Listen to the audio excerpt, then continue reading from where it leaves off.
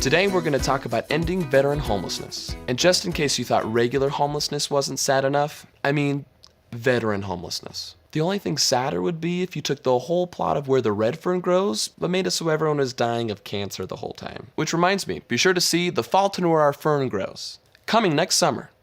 And this is a problem that people from across the political spectrum have acknowledged. Michelle Obama called veteran homelessness a stain on the soul of America. And President Trump made veterans' issues a major part of his campaign. So much so that he even got an endorsement from Jimmy McMillan, the founder of the Rent is Too High party. McMillan said, "He's the only one who is supporting my brother veterans, which is good enough for me." This issue is so important that a guy whose entire party is dedicated to lowering rent prices supported the guy who sets rent prices. That'd be like if the president of the Don't Discover Gravity party voted for Isaac Newton. Full disclosure, I am the president of the Don't Discover Gravity party. Fake news. Veteran homelessness is not a new problem. It has existed for decades. It's kind of like days of our lives. It's been really bad for 50 years, but it just won't go away. Plus, we just have to know who shot the butler. Again, for the 5th time.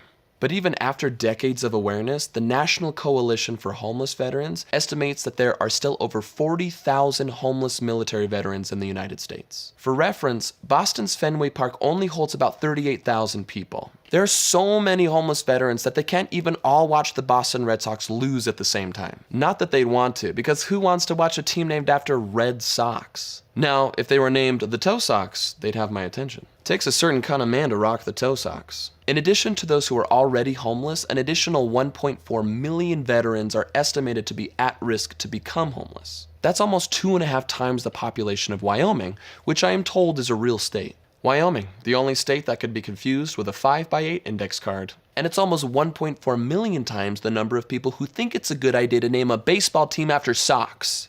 Just call it the Boston Toe Sox. Homelessness affects veterans from a variety of wars, except cupcake wars. Those are battles that nobody loses. I surrender. Many veterans are young men and women who have been part of the seemingly unending conflict in the Middle East over the last 30 years, either in the Gulf War, Iraq, Guitar Hero, Afghanistan, or Syria. And we've been warring with so many countries in the Middle East that you didn't even realize that one of those countries was a horrible pun between Qatar and Guitar Hero. These brave servicemen and women give the best years of their lives for our country, then many come back without a home. And surprisingly, half of our homeless vets are under 50 years old. And with every new generation of veterans, this issue resurfaces, which means that it's a problem that keeps repeating itself. Like cities naming their sports teams after articles of clothing. Seriously, how does this keep happening? Were all of you trying to name a baseball team while doing laundry? Now, obviously, homelessness is a serious issue no matter who it affects. But when you consider the sacrifices that our veterans make for our country, it makes the situation that much more tragic. Just for a moment, think of what you were doing at age 18, or what you plan to do at age 18. If you're anything like me, your answer probably involves pizza and young, awkward romance with pizza. And if you're anything like our veterans, at 18, you were probably being shot at, which is generally understood to be less desirable than pizza. I mean, it can be a tough call when it's freshetta. Freshetta, technically pizza. And if you've already given up some of your prime pizza eating years to risk your life for your country, having a place to live when you get back home shouldn't be too much to ask. But sometimes, even though we know something is a problem, it can be hard for us to get motivated to solve it. I mean, I know I should save my Shih Tzu from the metric ton of laundry in my bedroom, but I could also watch The Office for the 7th time. Plus, I can always get another dog. Of course, just feeling bad about the problem isn't enough. There needs to be concrete steps in the right direction. At least that's what my exes keep telling me. You jerk! That's where that went. And offering services through the VA is certainly useful, but even though they do tremendous work for thousands of veterans across the country, just asking them to fix everything isn't enough either, which is also something my exes have told me. That was my Shih Tzu, jerkwad. That was my bad. But the question remains then, what can actually be done? It's easy to think, there's nothing I can do, it's overwhelming. The problem is distressing, but so is getting into skinny jeans or finding the right dog sweater on Etsy. It's worth putting in the effort, which is another thing my ex told me. Dang it. And this endeavor is definitely worth it. Let's take a moment to meet a former homeless veteran. Our offsite correspondent, former NFL star Chad Lewis, is meeting with veteran Philip Gord. Philip is going to share his battle with homelessness and his journey to get off the streets. Listen as he describes his path out of poverty. You talk about mental illness, alcoholism, divorce, homelessness. And now here you are. Yeah. You're in a home. You're a full-time student studying in construction engineering. You're working at a TV station. How did that happen? Well, it was nothing short of a miracle in my life. I got to Salt Lake fresh out of prison related to my drug use. I was dealing drugs, and I got arrested here in Utah. That's how my Utah story started. And I got out of prison, came back to Utah, court ordered to come back here. And I didn't know anyone. And I had no money and no clothes. I had nothing. I was really completely empty, spiritually, emotionally, financially, bankrupt in all sense of the word. I got to Salt Lake City, and things just started to happen for the best. I was helped by a lot of people, and I just started saying yes to everything that was offered to me.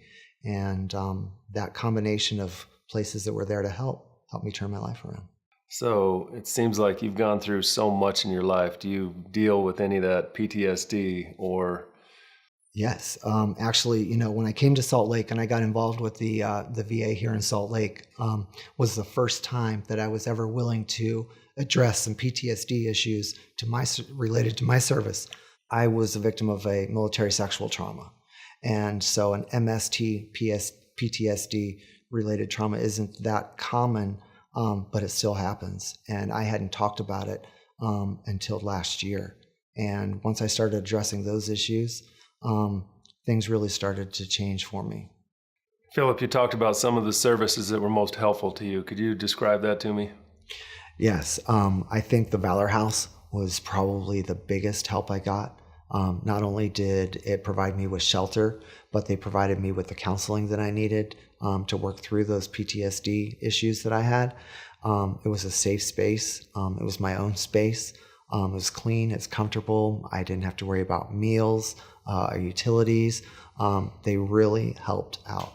Was it hard talking about all that stuff, or was it healing? It was healing, but it's also hard work. There was a lot of other groups that I got to attend where I was with, combat vets who had experienced combat-related trauma. And trauma is trauma. When you get into that group setting, we talk about what hurts you, not about what happened. We talk about what hurts you. And in that type of setting, one veteran gets to help another veteran heal. When you feel triggered or tempted, what is it that gives you the strength to say, no chance, I ain't going back? My positive friends that I have around me. My PO had a sign on her desk when I got out of prison, and it said, show me your friends and I'll show you your future. So I changed my friends. I changed my playgrounds and my playmates. You're surrounded by greatness. Everything has just changed. Everything has changed. I weighed 105 pounds when I got arrested.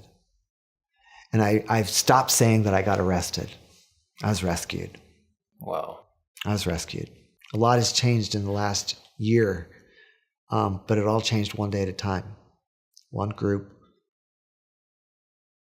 one opportunity, one person willing to give me a chance. This place, my apartment, all came because I got a chance. The good news is, the more you find out about solving the problem of veteran homelessness, the more you realize it's doable. Even back in 2016, Michelle Obama announced the progress about eradicating veteran homelessness. 35 communities, including 4 of the largest cities in America and 3 states, Virginia, Connecticut, and Delaware, have all ended veterans homelessness. I saw that. And that's saying something, because Michelle Obama is notoriously stingy about her raise-the-roof hand gestures. She's not like Eleanor Roosevelt, who just rose the roof for any old thing.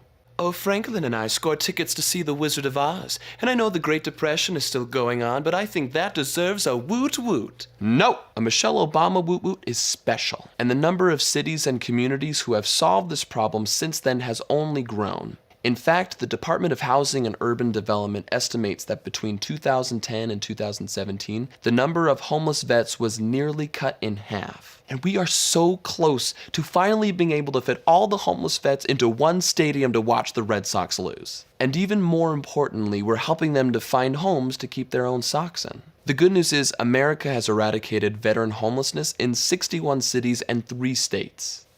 But how do we get homeless men and women off the streets in the remaining 47 states? Let's bring out veteran homelessness expert Mark Johnston to teach us more. Mark started working on eradicating homelessness in the Reagan administration and worked in senior roles in Washington for 30 years. Over the past 4 years, he has been chairing the committee that advises the U.S. Department of Veteran Affairs on ending veteran homelessness. Mark, thank you so much for coming. Welcome to the show. My pleasure. Mark, you did it. You single-handedly ended veteran homelessness. How does that make you feel? I didn't, but there's good reductions around the country on it. Oh, you're being so modest. So it seems to me that the obvious solution to help a homeless person not become homeless anymore is to give them a home. So why is that a complicated or hard solution to enact? So the real challenge that homeless people have is finding a landlord who will rent to them. So I work with one particular city where they're competing with young married couples going to school and have a job. So I know that there have been different initiatives throughout different communities, but what have you found to be the most effective practices for cities, municipalities that actually solve the problem? Sure. The first step is that a mayor would publicly announce locally that they're committed to ending veteran homelessness by a certain date. That gives some real urgency to the community for doing that. The next step is that he or she would gather the nonprofits and other stakeholders that are committed to doing this to really have a group working on this together.